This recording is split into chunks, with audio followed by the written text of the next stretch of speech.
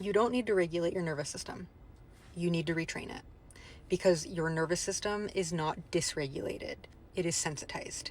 And the reason why I make this distinction is because not only does it explain what the problem is, but it also explains more accurately what the solution needs to be.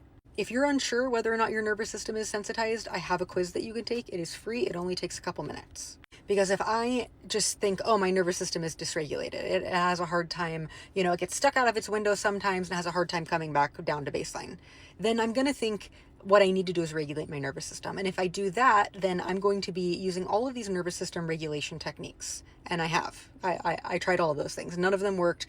A lot of them made me worse. But when I really learned about nervous system sensitization and that our nervous system has this like danger alarm in it that is always trying to figure out if we're safe or we're in danger, and it gets locked in a state where it thinks we're always in danger.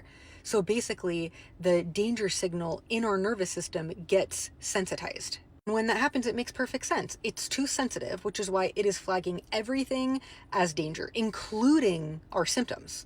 Those are being flagged as dangerous to us. And then we get afraid of them. And then we take all of this action and we have all of these behaviors and we do all of these compulsive things that continue to sensitize the system and confirm to the system that it needs to stay on very, very high alert. And it was such a relief to me when I realized, oh, I don't need to regulate my nervous system.